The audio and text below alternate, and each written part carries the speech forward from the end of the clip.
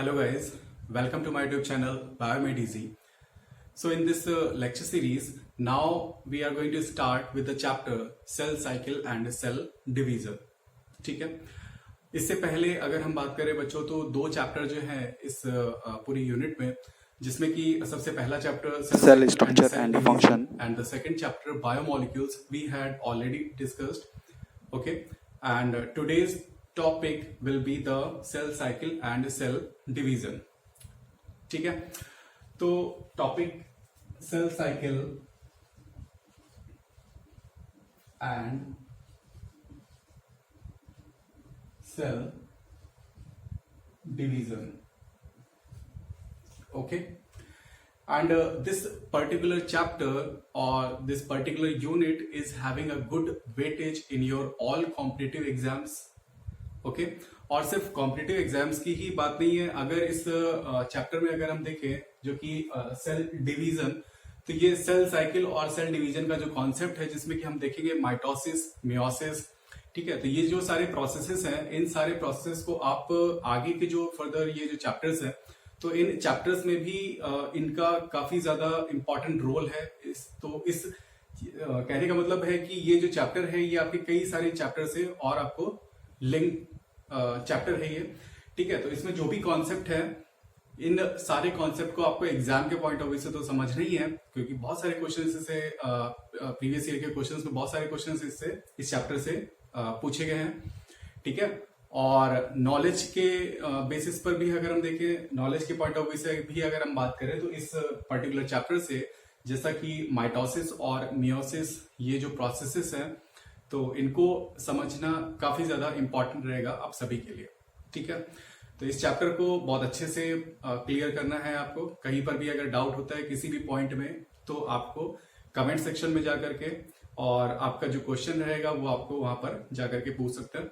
ठीक है, so now we are going to start with the topic that is cell cycle and cell division. ठीक है, तो इस पूरे चैप्टर में एक अगर हम समरी की बात करें, एक ओवरव्यू अगर हम ले इस पूरे चैप्टर का, तो इस चैप्टर में सबसे पहले तो हम देखेंगे सेल साइकिल. ठीक है, सेल डिवाइड करने से पहले एक्चुअली होता क्या है कि जब भी कोई सेल डिवाइड करने वाली होती है, तो उस डिवाइड करने से पहले सेल में कई सारे चेंजेस होता है. ठीक है, सेल जो है डिवाइड करने से पहले कई सारी तैयारियां करती है, जिसको कि हम बोलते हैं प्रिपरेटरी फेजेस. ठीक है, तो अब बहुत सारी ऐसी सेल्स भी होती हैं जिनमें की डिवीजन की जो कैपेबिलिटी होती है वो throughout life they can divide. ठीक है, फॉर एग्जाम्पल मेरिस्टेमेटिक सेल्स है ना, present in plants, they are having the enormous capability of division. ठीक है, but most of the cells they are having a limited life span. है ना, आपने RBC के बारे में सुना होगा, 120 डेज अप्रॉक्स जो इसका लाइफ स्पैन है, दैट इज ऑफ 120 डेज. ठीक है, तो मोस्ट ऑफ द सेल्स का जो लाइफ स्पैन है दैट इज वो एक मिनिमम जो एक पर्टिकुलर टाइम पीरियड तक ही जो है वो सेल्स डिवाइड कर सकती है. ठीक है, इसके बाद में एक्चुअली होता क्या है कि जो सेल्स डिवाइड करती है, तो डिवाइड करने के बाद में सेल्स में डिफरेंशिएशन का भी एक प्रोसेस आता है. अब हम डिफरेंशिएशन क्या होता है इन सारे पॉइंट्स को हम डिस्कस करेंगे. जैसे जैसे हम चैप्टर में आगे बढ़ेंगे तो हम इन सारे जो पॉइंट्स होंगे इनको भी डिस्कस करेंगे. तो इस तरह से अब एक ये तो हमने बात की एक नॉर्मल सेल की. ठीक है, नॉर्मल सेल में जिस तरह से डिवीजन होता है, इसी तरह से अगर हम देखें तो एक एबनॉर्मल सेल को भी हम इस चैप्टर में देखेंगे, जिसको कि हम बोलते हैं कैंसरस सेल्स. इसे हम कैंसरस सेल्स भी बोल सकते हैं या फिर मैलिग्नेंट सेल्स भी बोल सकते हैं. तो वो सेल कैसी है, that is the abnormal cell. ठीक है, बहुत मल्टीपल टाइम्स में वो डिवाइड करती है. ठीक है, बहुत तेजी से डिवीजन होता है इसमें, और इस डिवीजन के रिजल्टेंट उसमें क्या होता है, एक ट्यूमर का फॉर्मेशन होता है. ठीक है, कैंसर में आपने सुना होगा कि ट्यूमर का फॉर्मेशन होता है. So tumour is what, tumour is a mass of cells. ठीक है, तो वो सेल्स जो है रैपिडली डिवाइडिंग सेल्स होती है. तो इन सारे टॉपिक्स के बारे में भी हम इसमें डिस्कस करेंगे. So now we are going to start with the cell cycle and cell division. ठीक है, तो सबसे पहले हम इसमें बात करेंगे सेल साइकिल की. ठीक है, cell cycle as the name written over here that means cycle, ठीक है। सो साइकिल की अगर हम बात करें तो यहां पर क्या होगा कि कुछ ऐसे चेंजेस होते हैं, those are cyclic in manner, ठीक है। यानी कि कुछ ऐसे फेजेस हैं सेल डिवीजन में, कुछ ऐसे फेजेस होते हैं जो कि एक साइक्लिक मैनर में वो सारे फेजेस रन करते हैं। तो इन्हीं फेजेस में अगर हम इसको देखें तो सेल साइकिल को हम बेसिकली इसको टू फेजेस में, टू मेन फेजेस में से हम डिवाइड कर सकते हैं, ठीक है। जिसमें कि सबसे पहला जो इसमें फेज है that is called as interphase, okay, that is the interphase. And the second phase of cell division is the M phase, ठीक है। तो यहां पर सेल साइकिल को हम बेसिकली दो फेजेस में डिवाइड कर सकते हैं। एक तो हम बोलते हैं interphase and second phase is what, M phase, that is the actual division in this phase, ठीक है। इस फेज में एक्चुअल सेल डिवीजन होता है और इंटरफेज, और इस इंटरफेस को भी हम फर्दर फेजेस में डिवाइड कर सकते हैं। इसे first phase that is the G1 phase, okay, G1 that is also called age gap 1, okay, and the second is S phase, okay, second is S phase.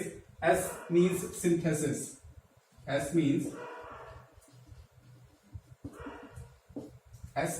synthesis, okay. So G1 phase, S phase, and next is G2 phase, G2 phase or the gap 2 phase. G2 means gap 2 phase, okay. So these are three important phases and the next one is M phase, ठीक है। So these are 4 important phases, इस तरह से हम इसे divide कर सकते हैं। और एम फेज को भी हम फर्दर इसे डिवाइड कर सकते हैं दो फेजेस में, ठीक है। इसे दो फेजेस में हम डिवाइड कर सकते हैं।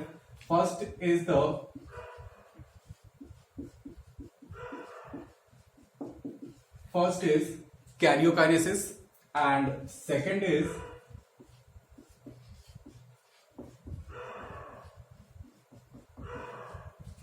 is the cytokinesis, okay. Karyokinesis, what is the meaning of karyokinesis, ठीक है। सो कैरियो, एक्चुअली कैरियो या कैरियन वर्ड जो है ये हम एक न्यूक्लियस के लिए इसको यूज करते हैं, ठीक है। So karyo means nucleus and kinesis means division. So in this phase basically the division of nucleus takes place, okay. So division of, this is the phase of division of what, nucleus, ठीक है, ठीक है। so this is the division of nucleus and cytokinesis means division of, cyto means cytoplasm, so division of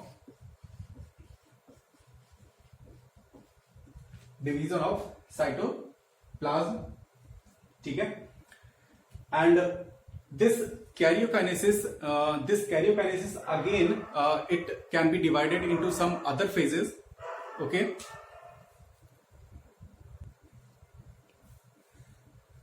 okay, so इस M phase को हमने दो parts यानी karyokinesis और साइटोकाइनेसिस में डिवाइड किया and this karyokinesis this again further divided into some phases. First is prophase, second is metaphase, and third is anaphase, and the last one is telophase, ठीक है। तो इस तरह से हम इस पूरा जो ये सेल साइकिल है, तो इस सेल साइकिल को हम इस तरह से पूरा डिस्कस कर सकता है। ठीक है, अब हम देखते हैं कि इसमें ये जो फेजेस हैं means G1 S G2 M, तो ये किस तरह से इसमें साइक्लिक चेंजेस होते हैं। ठीक है, और वो जो साइक्लिक चेंजेस हैं उनमें कौन कौन से ऐसे प्रोसेसेस है जो कि मेनली उस स्टेप्स जो भी पर्टिकुलर स्टेप है उसमें इन्वॉल्व होता है। तो ये सारी चीजें अब हम यहां पर डिस्कस करते हैं। ओके, सो cyclic changes means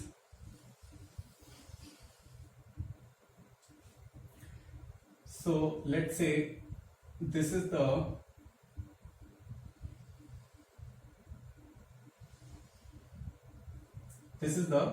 M phase। ठीक है, ये M phase है and this is the G1 phase and this is S phase and next is G2 phase। ठीक है, so this is the M phase। इतना अगर M phase है तो यहां से लेकर के और ये जो कंप्लीट साइक्लिक प्रोसेस है इस पूरे प्रोसेस को हम बोलेंगे this is the overall interface. और ये इंटरफेस है और इतना ये जो प्रोसेस है इसको हम बोलेंगे एम फेज। ठीक है, now suppose if any cell is going to be divided and enter into the cell cycle from this phase. ठीक है, तो एक्चुअली यहां पर ये डिप्लॉयड होगी। ठीक है, ये डिप्लॉयड सेल है और पहले क्या होता था कि साइंटिस्ट का ये मानना था कि यहाँ पर जो G1 S और G2 फेजेस हैं ये सेल की एक रेस्टिंग फेज है। ठीक है, पहले साइंटिस्ट जो थे वो इस तरह से कंसीडर करते थे कि इसमें G1 फेज, S फेज और G2 फेज जो है ये सेल के लिए रेस्टिंग फेज है, यानी कि सेल इसमें किसी भी तरह की कोई भी एक्टिविटी शो नहीं करती। और एक्चुअल जो डिवीजन है वो M फेज में है, बट ऐसा नहीं है। उस टाइम पर होता क्या था कि इतनी ज्यादा एडवांस टेक्नोलॉजी ना होने की वजह से सिर्फ एम फेज में जो भी चेंजेस हो रहे होते सिर्फ वही हम ऑब्जर्व कर सकते थे। इसलिए साइंटिस्ट को सिर्फ एम फेज में ही जो भी चेंजेस होते थे वही देख पाते थे। और बट अब क्या है कि अब हमें ये बहुत क्लियरली नोन है हमारे लिए कि जो G1 S और G2 फेजेस हैं ये जो है ये एक तरह से प्रिपरेटरी फेजेस हैं। ठीक है, बहुत तरह के चेंजेस हमें इन सारी फेजेस में देखने को मिलते हैं। अब हम वन बाय वन इन सारी फेजेस को डिस्कस करेंगे कि G1 phase, S phase, G2 phase और M फेज, ये जो डिफरेंट फेजेस हैं इनमें कौन कौन से चेंजेस या कौन कौन से प्रोसेसेस होते हैं। ठीक है, तो अब यहां पर बच्चों सपोज एक सेल है जो कि डिप्लॉयड सेल है और वो एंटर की सेल साइकिल में। ठीक है, सेल साइकिल में एंटर किया और इस सेल साइकिल में यहां पर सबसे पहले ये सेल जो है ये आएगी G1 फेज में। ठीक है, तो होता क्या है कि सेल जब G1 से S फेज में आ रही होती है, सपोज G1 से इस S फेज में जब सेल एंटर कर रही होती है तो उस S फेज में आने के लिए सेल को क्या करना होता है, सेल को बहुत सारी प्रिपरेशंस करनी होती हैं। ठीक है, अगली स्टेज में जाने के लिए कि अगले स्टेज में क्या होना है उसकी तैयारी सेल जो है वो पहले से ही करके रखती है। तो जैसे सपोज यहां पर सेल को G1 से S फेज में जाना है तो S फेज जो है ये सिंथेसिस फेज है। अभी आपको बताया था कि S जो है वो सिंथेसिस फेज है। सिंथेसिस का मतलब क्या हुआ, यानी यहां पर जो डीएनए है, डीएनए डुप्लीकेट या डीएनए यहां पर रेप्लिकेट होता है। यहां पर क्या होता है, यहां पर डीएनए रेप्लिकेट होता है। डीएनए रेप्लिकेशन का प्रोसेस है। ये डीएनए रेप्लिकेशन का जो प्रोसेस है ये आप डिटेल में पढ़ेंगे। आपका जो नेक्स्ट जो क्लास होगा उसमें मॉलिक्यूलर में आप डीएनए रेप्लिकेशन के बारे में डिटेल में पढ़ेंगे। तो एक्चुअली अभी यहाँ पर आपको सिर्फ समझना है कि प्रोसेस है क्या। तो डीएनए रेप्लिकेशन में क्या होता है कि यहां पर जो डीएनए है वो डबल हो जाता है, ठीक है, यानी डीएनए अपनी खुद की एक कॉपी जनरेट करता है। तो इस प्रोसेस को बोलते हैं डीएनए रेप्लिकेशन। और ये जो एस फेज है, इस एस फेज में ही डीएनए रेप्लिकेशन का प्रोसेस होता है, ठीक है। अच्छा, एक क्वेश्चन ये भी आपके दिमाग में आ सकता है कि ये जो रेप्लिकेशन है ये होता ही क्यों है ना। ऐसा भी क्वेश्चन आ सकता है कि ये डीएनए को डबल होने की जरूरत क्या है, ठीक है। तो सपोज यहां पर हम एक सेल लेते हैं, यहां पर एक ह्यूमन सेल ले ली हमने, and this human cell is containing 46 chromosomes, ठीक है। 46 क्रोमोसोम्स होते हैं, और ये 46 क्रोमोसोम जो सेल है ये डिवाइड करेगी, है ना, 1 से 2 में डिवाइड किया।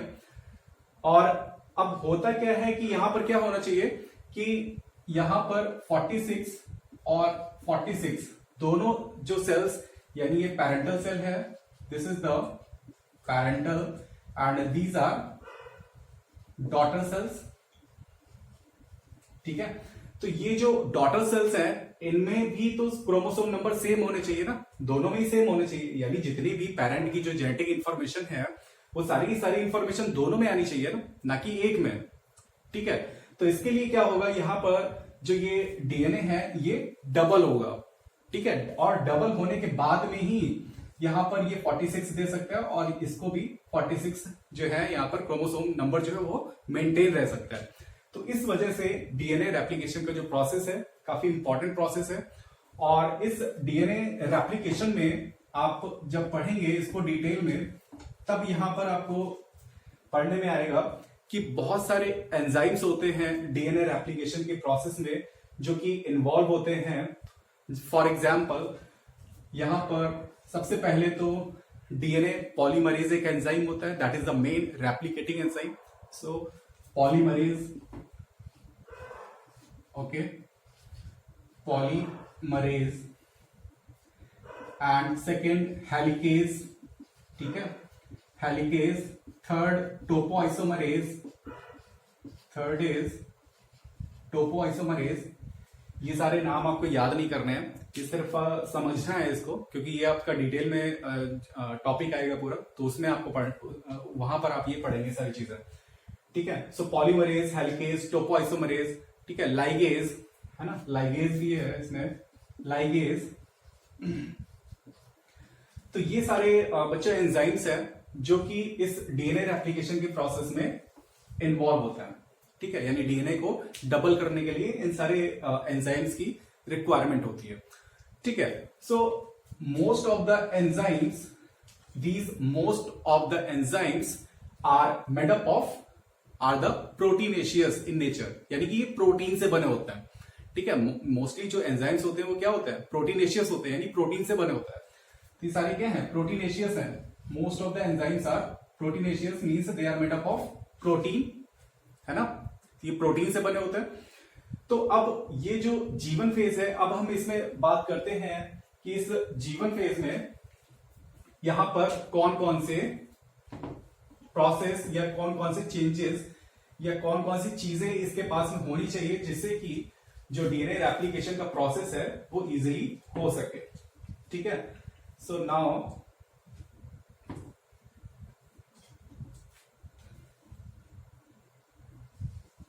चेंजेस इन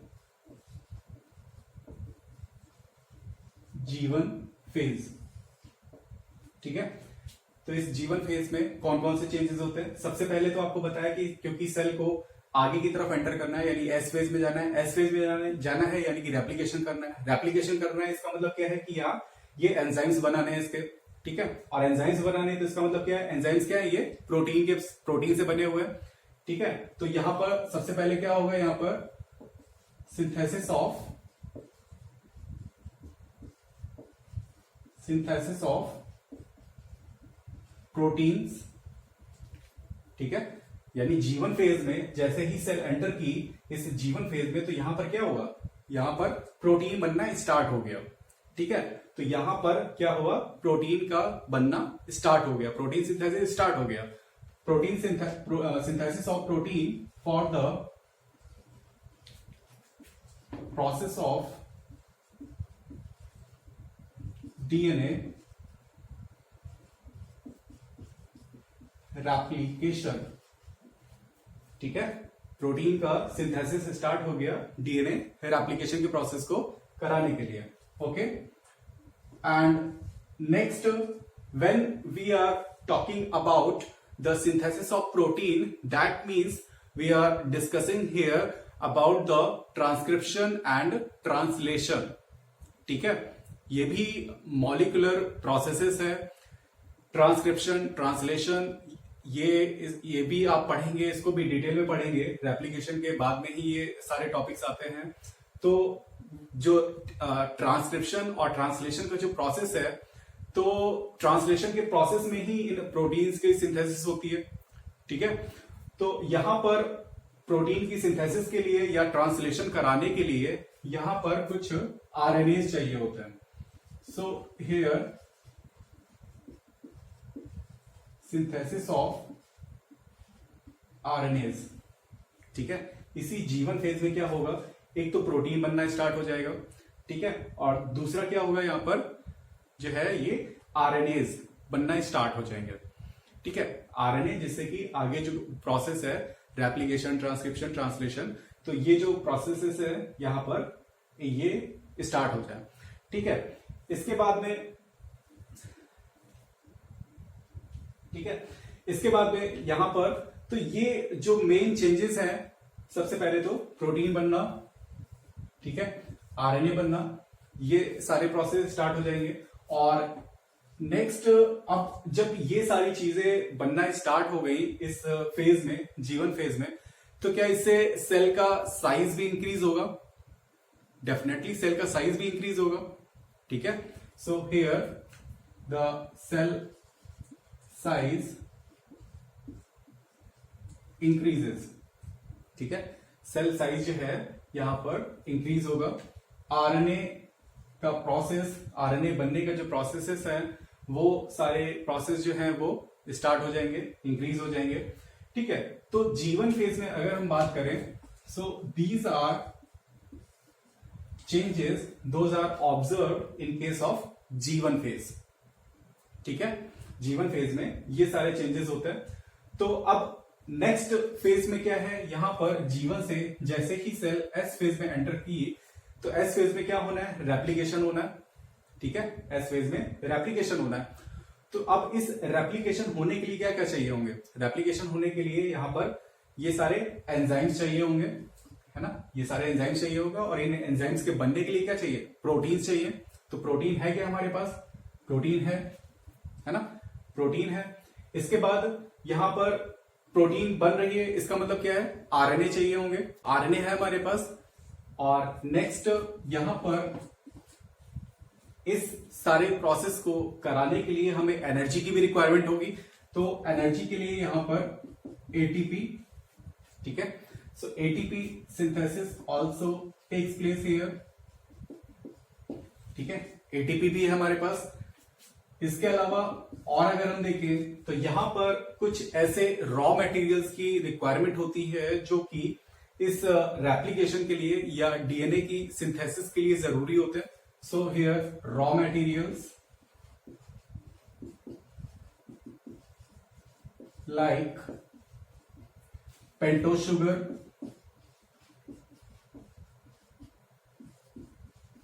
पेंटोज शुगर चाहिए होगा, फॉस्फेट, ठीक है। So these are the raw materials. तो ये रॉ मटेरियल्स भी सिंथेसिस जो है इनकी जीवन फेज में ही हो जाती है, ठीक है। तो कहने का मतलब है कि ये जो सारे चेंजेस हैं ये हमें जीवन फेज में देखने को मिलता है, ठीक है। तो इस तरह से आपको ये याद रखना है कि जीवन फेज में कौन कौन से ये, तो इसलिए हम इसको क्या बोलते हैं, प्रिपरेटरी फेज। इसको हम क्या बोलेंगे, प्रिपरेटरी फेज। प्रिपरेटरी फेज हमने क्यों बोला, क्योंकि सेल यहां पर जीवन फेज में प्रिपेयर कर रही है खुद को एस फेज में एंटर कराने के लिए, ठीक है। क्योंकि एस फेज में आने के लिए इसके पास में जो भी रिक्वायरमेंट्स इसको चाहिए थी, वो सारी रिक्वायरमेंट्स जो है इसकी फुलफिल हो चुकी है, ठीक है। अब ये सेल इजिली जीवन से एस फेज में एंटर कर जाएगी, ठीक है। तो ये था बच्चों हमारा आज का टॉपिक। और नेक्स्ट क्लास में हम डिस्कस करेंगे कि जब सेल एस फेज में आएगी तब इसमें कौन कौन से चेंजेस होंगे, एस फेज में आने के बाद जब ये G2 फेज में जाएगी तब इसमें कौन कौन से चेंजेस होंगे। ठीक है, तो नेक्स्ट क्लास में हम ये सारे जो पॉइंट्स होंगे, इंपॉर्टेंट जो पॉइंट्स होंगे वो हम डिस्कस करेंगे इसके बारे में। और लास्ट में बच्चों, अगर आई होप ये टॉपिक जो है आपको इतना आज का जो लेक्चर है इसमें बहुत अच्छे से क्लियर हुआ होगा। फिर भी अगर आपका कोई भी डाउट रहता है, कोई भी क्वेश्चन, कोई भी क्वेरी है अगर आपकी, तो आप प्लीज कमेंट सेक्शन में जाकर के वहां पर अपना डाउट या कोई भी क्वेरी है तो आप वहां पर अपना क्वेश्चन जो है वो पुट अप कर सकते हैं, क्योंकि इन सारे कॉन्सेप्ट्स का क्लियर होना बहुत जरूरी है। कोई भी पॉइंट पर, किसी भी कॉन्सेप्ट पर कोई भी डाउट नहीं होना चाहिए आपका। ठीक है, और वीडियो अगर आपको अच्छा लगा हो तो आप इसे लाइक कर दें, ज्यादा से ज्यादा इसे शेयर करें अपने आसपास दोस्तों के साथ में, इसे ज्यादा से ज्यादा शेयर करें, जिससे जो बच्चे घर पर हैं वो इजीली प्रिपेयर कर सकें इन सारी चीजों को। और चैनल को अगर आपने सब्सक्राइब नहीं किया है तो उसे सब्सक्राइब भी कर लें। Okay, thank you.